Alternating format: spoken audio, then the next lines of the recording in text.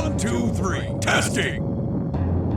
All right, listen up. Drop everything and give me your undivided attention. In about an hour, we'll be arriving at our destination, Kattelox Island. Double check your equipment readings and make sure everything's in working order. I want another flawless operation, same as the last one. I swear this treasure will be ours or my name's not Bond. Let's do it!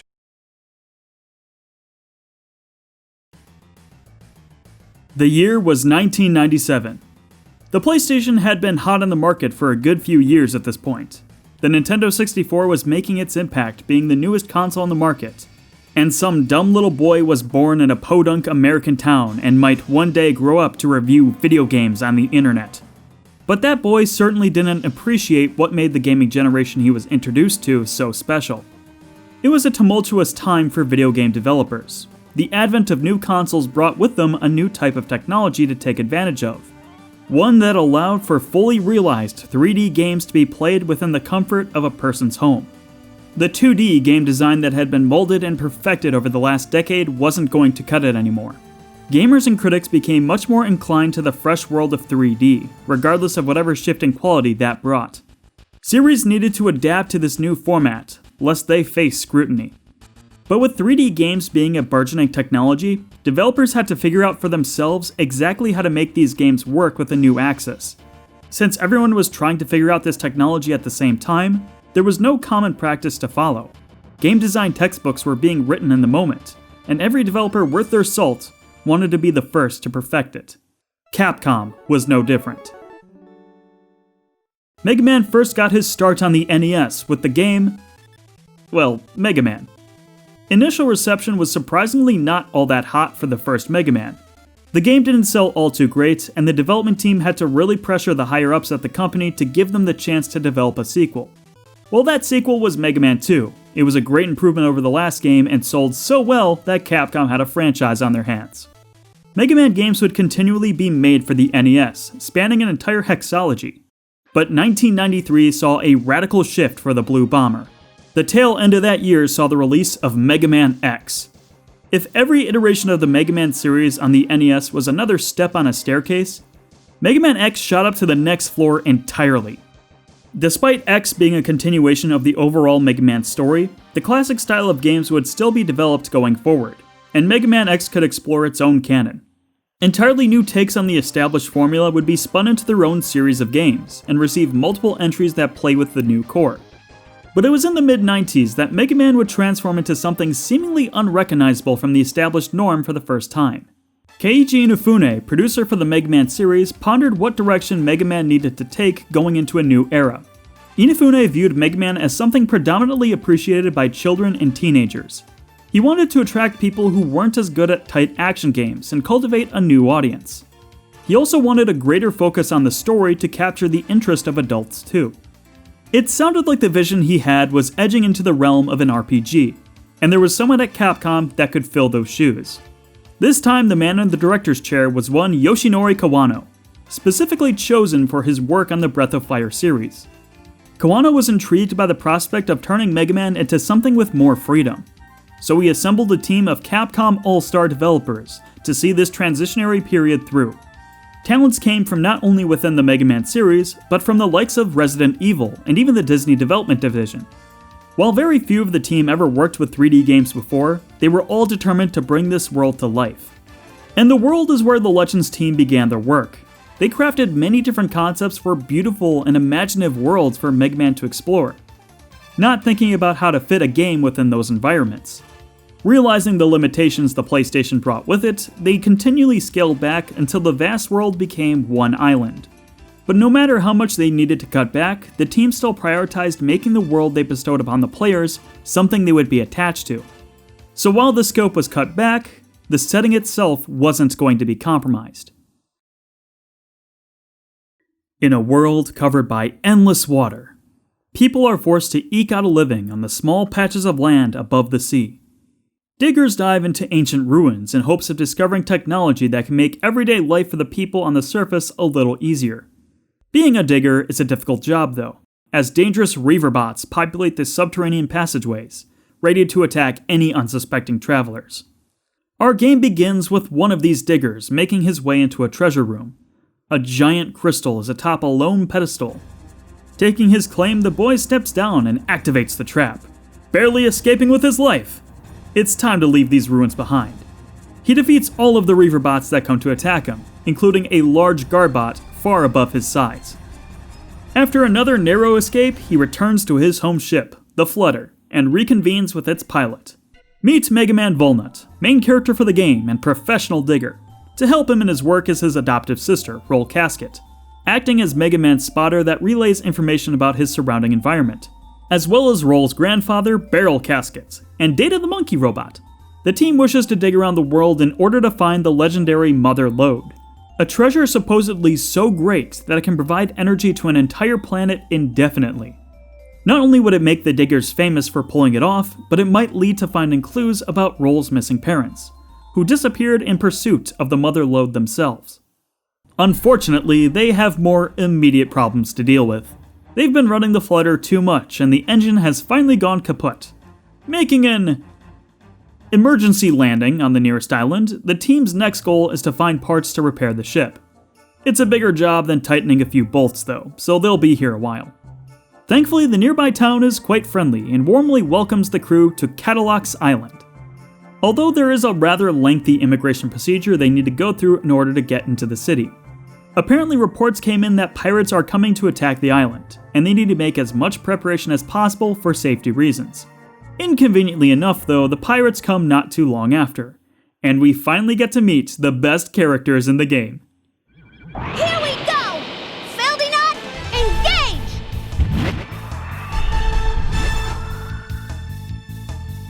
Oh!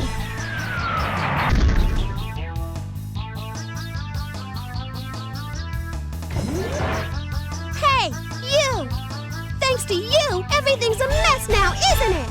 Say hello to Tronbon, Bonbon, Teaselbon, and the 41 Servbots under their command. These pirates with their ever-expanding robotic tech serve as MegaMan's core rival force throughout the game. You'll spend a lot of time getting to know them as both sides race to the activation of the main gate, the place where the great treasure of Kattelox is rumored to be. The desire to create a MegaMan game with a more rich story is evident just by the synopsis. It's more than just Wily and Sigma having amassed 8 different super robots to battle with MegaMan before they enter the ring themselves. The bonds stick together, and when their plans get foiled, they'll hold meetings to figure out the next step in their strategy to take on that rotten Blue Boy. While MegaMan is always at the advantage, the bonds always try to get the last laugh, employing many different tactics to do so. The team spared no expense in presenting their characters in the most entertaining light possible, and it shows. You can tell that the Legends team watched a lot of anime. The game's art style was crafted to evoke the feeling players might get from watching the popular anime shows of its time. Despite being polygonal, the team carefully choreographed the models to make characters expressive and come to life. A game like Metal Gear Solid demonstrated more impressively the capability of the PlayStation hardware in terms of animations and cutscenes. But you might be surprised to hear that MegaMan Legends came out a year before Metal Gear Solid. Even when you compare the North American release dates, Legends still predates it. Here's somewhere that Legends still had a leg up over Metal Gear though. It was able to have lip-synced facial animations. Well, maybe the term lip-syncing is a bit liberal in terms of the English dub. But despite being a series of low-resolution textures, they get used in tandem with the camera angles for both conveyance and even some faux 3D depth. The attention to detail the cinematic engineers gave these scenes is sublime given the era it released. Even the voice acting attains that hokiness that can only be truly captured by a 90s English dub. A lot of people have said over the years that MegaMan Legends had pretty terrible voice acting, and I could not disagree more. The tone for this game is very lighthearted, so it wouldn't feel right to have the actors portray their roles so seriously. The goofy and over-the-top performances add to the vibe this game wants to capture. I won't deny that it's corny, but there isn't one dry performance in this game. These voices are synonymous with who these characters are to me, and if they get replaced in the future, it's going to sound weird no matter what. In an era where other games had pretty phoned-in deliveries, including other Mega Man games, Legends sits in stark contrast to all of them. The voice directors of this game put in a lot of effort to make even the small details stand out. There's one tiny moment in the game that I really appreciate. There's a part where MegaMan is reading instructions off of a computer. He's stumbling over his words, but he's actually reading ancient letters and simultaneously translating them into his native language so Roll can understand him. It's an extremely minor detail that could have been lost in translation somewhere along the way. They weren't 100% perfect. The audio balancing is another story where some lines can get washed out, especially a problem when the game doesn't feature subtitles. But despite that, all of the cinematic elements of MegaMan Legends really come together to create something superb. And another great thing too is that all of them can get skipped with the press of the start button. That sounds so simple, but it wasn't even something standard amongst video games until much later in time, and it makes repeat playthroughs of this game much more palatable. Story presentation reached a never-before-seen high in the realm of video games with the evolution of graphical and audio capabilities. But in this era where video games are set in a 3D space, the conventions of movement and combat weren't quite figured out yet. The average person who plays MegaMan Legends in the current year will likely tell you the game hasn't aged well. And to be honest, it isn't hard to see why. The controls are quite archaic indeed. MegaMan Volnut moves in what we would now classify as tank controls. Using the D-pad, MegaMan can move in any of the 8 possible directions. And by pressing the L1 and R1 buttons, MegaMan will turn in the corresponding direction. MegaMan's mobility does feel awkward when viewed from a modern context. It's even difficult to get lined up correctly to talk to NPCs in town. But it's important to remember that MegaMan Legends released when PlayStation controllers still looked like this. The word DualShock was simply a whisper in the wind. MegaMan Legends took the standard PlayStation controller and used it to its full advantage. There aren't any wasted buttons here. Everything performs a valuable function. It isn't an elegant control scheme, but it is functional, and surprisingly easy to adapt to when a little patience is applied.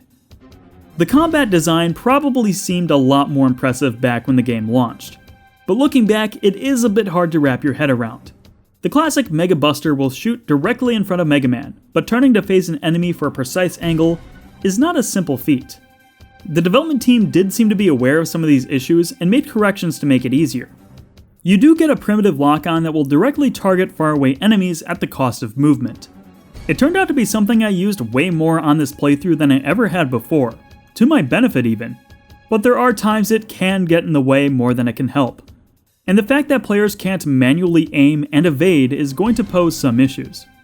But it's not like your shots will miss if you aren't constantly holding R2. Even Buster bullets fired normally will autocorrect towards enemies if they're shot within close proximity of them.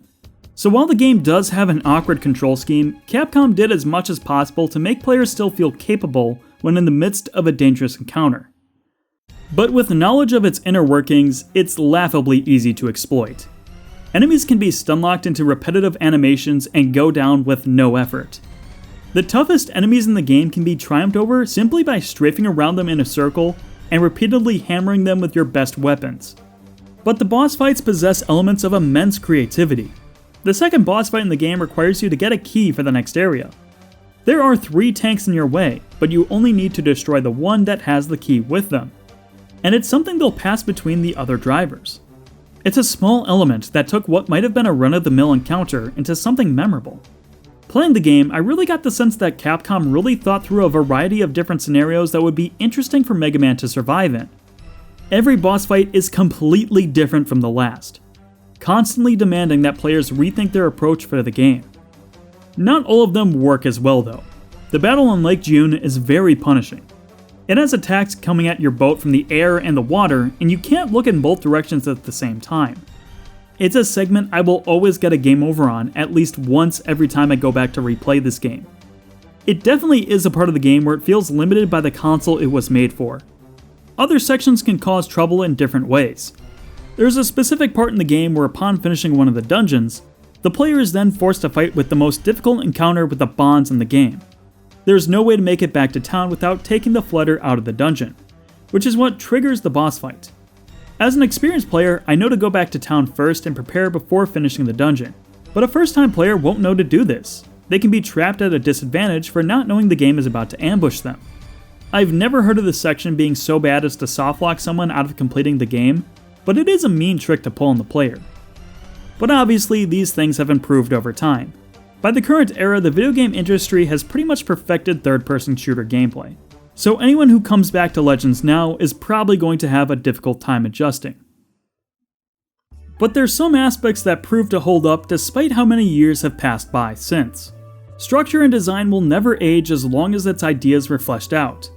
MegaMan Legends was an incredibly inventive game, and it really needed to be. The classic Mega Man games had a very defined formula, and while it added and changed in certain aspects, it never deviated from the core structure. 4 to 8 levels that can be tackled in any order, and the more that are completed, the more Mega Man's moveset would expand. Mega Man X, despite evolving into its own sub-series, still followed the same formula that Mega Man fans always knew. Mega Man Legends was the first time the team really reconsidered what it meant to play a Mega Man game, and radically reworked the game's structure. The adventure this time was completely linear. There was no agency on the player's part in deciding which main story area to tackle first. Even then, there were no Robot Master equivalents. Defeating the bosses in this game didn't award Mega Man with a new weapon that had advantages in other places. No, you instead got those by exploring the world. There are a plethora of optional side dungeons you can dive into in order to find treasure. The places you can go are quite limited, but as your toolset increases, the farther in you can dive. In the first optional ruin in the game, there's this gated floor hanging above the upper portion of the room. There's a corridor beyond it, but no way to get up there. You'll need the ability to jump higher in order to reach it. Well, later I go into another optional ruin and go through a series of winding pathways. By the end, I jump down from a gated floor to see the area below me and... whoa! This is the same room from the first dungeon! There's a similar scenario where there's this breakable wall in the first dungeon. When I was a kid, I tried every new weapon and ability I could in order to break it down to see what was on the other side. Well, eventually you can break it, and it turns out to be a shortcut into the final dungeon of the game. It's all connected.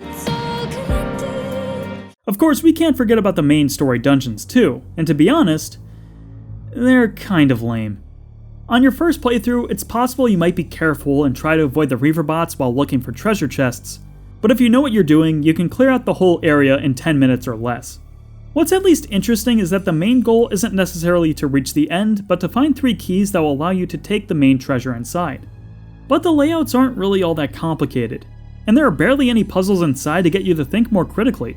This game might have come out before Ocarina of Time, but I can't say that Legends really impresses me with the required content.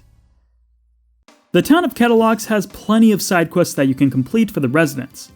There's different minigames you can play, characters asking you to find different items, or perhaps fundraising money to help pay for upgraded hospital equipment. They're pretty out of the way, but if you stay involved with the residents, you'll never miss out on anything. But if you explore those ruins thoroughly and even complete side quests within the town, you're bound to have collected some weird odds and ends. Then you can take what you find to roll, and if she finds certain combinations of parts, she'll be able to create new weapons and gear for Mega Man to equip. Unfortunately, there is one big downside. You can only have one sub-weapon equipped at any given time, and in order to swap them out, you have to visit roll in the overworld. Running around with a dozen rocket launchers and machine guns would be rather ridiculous, but only being able to carry around one is so restrictive. What if Mega Man was able to equip 2 or 3 and swap them out in the menu as needed? Heck, why not make that an upgrade you can get, similar to the adapter plug? One of my favorite sub-weapons is the vacuum arm. What makes it so useful is that you can draw loot to Mega Man for collection. This is a great tool in order to easily pick up enemy drops, especially since the basic movement can be so imprecise. But the catch is the vacuum arm has no combat applications. So I'm sacrificing raw power to make money collecting just a little bit easier. You could potentially be investing a lot of time and money into upgrading these weapons, and not having the opportunity to use them more interchangeably resulted in me deciding to pass up some new weapons when I got them. Not that it really matters that much. The Mega Buster is more than capable of dealing with the average threat, especially if you take into account how it can be upgraded. That's right, you can enhance your primary weapon of choice for the Blue Bomber, and it's much more intricate than receiving an upgrade from a Dr. Light capsule. There are 4 main statistics to account for. The thing is though that you don't upgrade these stats through a typical level up progression system. Over the adventure you find buster parts which will enhance one or multiple of these traits. They aren't additive stats, but rather equips. And it's up to players to figure out and utilize different combinations of parts to make the best Mega Buster possible. Need to deal with a wide variety of enemies that are all spread out? Range is your friend. In a boss fight, power is the way to go.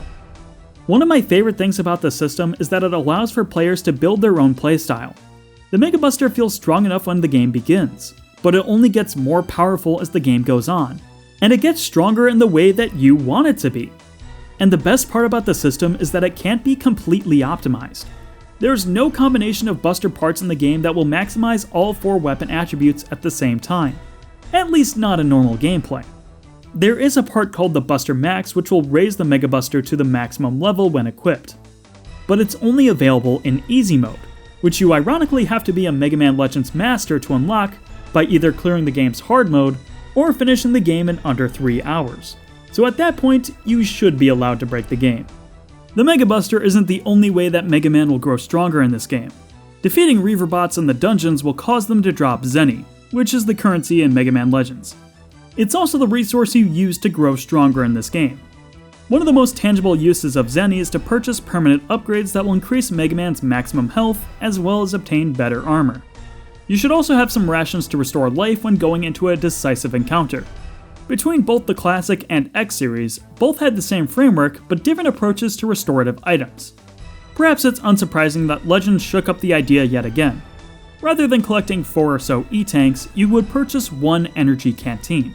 The thing is, however, is that Mega Man will only drink as much as required to fill up his max HP, so you can use it to top him off before a boss fight without expending a full charge. It's not necessarily a better or worse system than what came before, but if you are having trouble surviving, you can still get a huge buffer in the available health Mega Man can pull from. The biggest sink that your money will go towards is upgrading special weapons. There are 12 special weapons that you can create in this game, and each one can be individually upgraded to increase their battle capabilities.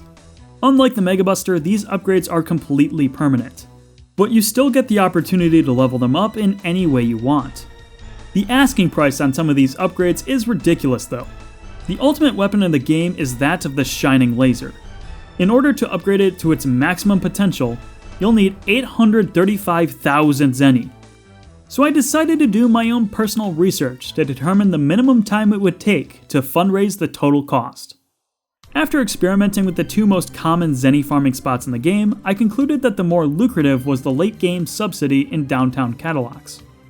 Equipped with the vacuum arm to ensure I got all the Zenny drops, I optimized the Mega Buster to be as efficient of a killing machine as I could make it. After clearing out the subsidy, I'd leave the area and immediately come back to reset the enemies and collect the Zenny that drops. Rinse and repeat, and my final session time to get the minimum Zenny lasted for 1 hour, 17 minutes, and 38 seconds. And if you can believe it, fully upgrading the Shining Laser isn't even the most expensive thing you can purchase in this game. Oh my god! Nearly 1 million Zenny just for 1 capacity upgrade? Oh, the things I do for my sister. Well anyway, now that we've done everything there is to do above the island, it's time we delve down below the surface and head into the final dungeon. So if you want to play Mega Man Legends for yourself, this is the final chance to do so, unspoiled for the game's finale. So we go down into the depths of the main gate. Before us is a giant vault, with the stories of an immense treasure underneath Kattelox. That can only mean there is one thing within it. Giant anime man? This guy, Juno, immediately starts spouting out words that make no sense to us. Something about purifier models, mother, and he recognizes Mega Man? In fact, he calls him Mega Man Trigger? Do we not have a dramatic stinger for that? That's kind of supposed to be a really big deal. I should probably establish some context because this whole sequence of events is something that got lost in translation. Some of you are probably aware that the Mega Man series is actually called Rockman in Japan. This is because the robot Dr. Light converted into the Blue Bomber was originally named Rock, hence why he became Rockman, or Mega Man. While this is a new canon, it followed the same naming conventions as the classic games. So in Rockman Dash, the Japanese title for Mega Man Legends, Mega Man Volnut was not named Mega Man, but instead Rock Volnut. So the person goes the whole game just getting used to the fact they're called Rock Volnut the whole time.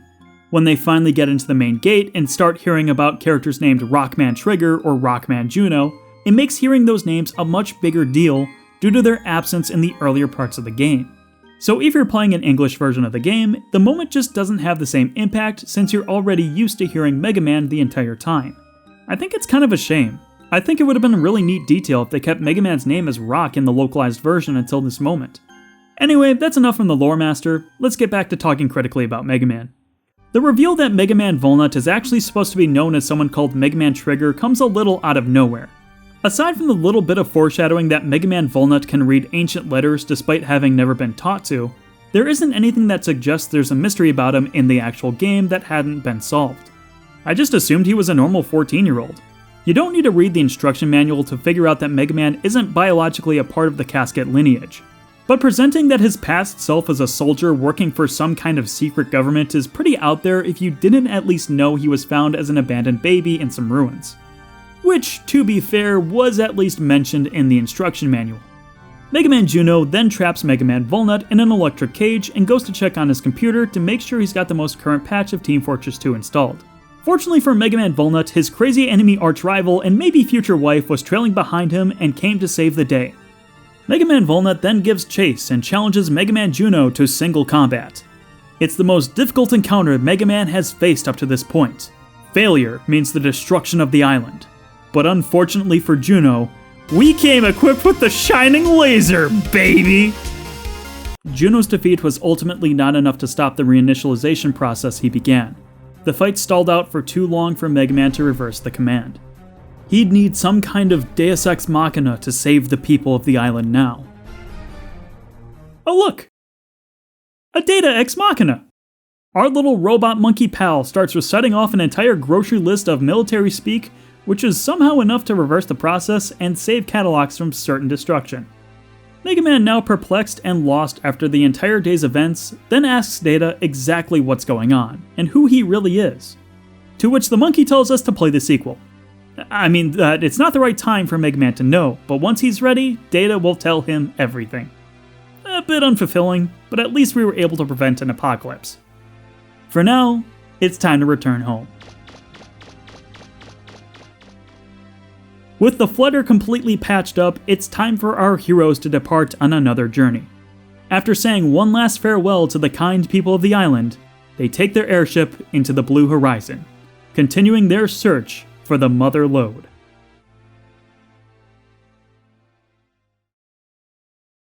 Mega Man Legends is a game that was far ahead of its time. A town that you helped repair and grew increasingly more attached to. An interconnected cave system that allowed you to get from one subgate to another as long as you had the equipment to do so. Secret items that led to optional weapons, each one unique and individually upgradable. Animated cutscenes with expressive faces, basic lip syncing, that can all be skipped with the press of a button if you so choose. There's even a bunch of little details packed into this game that I just don't have the time to talk about, but I encourage you play the game for yourself and explore what can be done. It's not the longest game in the world. My playthrough for this video lasted 18 hours, and that includes doing all the side quests, donating all the artifacts to the museum, and upgrading every special weapon to the maximum level. In all honesty, you could probably complete this game in just 6 or so hours. In fact, it only took me just over 2 hours to speedrun the game with nothing but my familiarity with it. But it's not about how long the game is, instead what it does with its time. Mega Man Legends was a pioneer during the infancy of 3D gaming. Perhaps we could say that it had not aged the most gracefully. In comparison to many of its Super Nintendo and even NES predecessors, Legends is not nearly as timeless. In spite of that, Mega Man Legends was a forward-thinking game. It wasn't perfect. Its mistakes would be lessons others learned from and innovated to greater heights. But its accomplishments were inspiring. A game that was ahead of its time, not respected during its time, and only remembered fondly by those who gave it their time. If you have not played Mega Man Legends for yourself and you still decided to watch this video, I hope the main thing you take away is a greater appreciation for this game. With this journey's end, a whole ocean of possibilities was laid out before our heroes and villains, and perhaps would yet be the host to many more misadventures.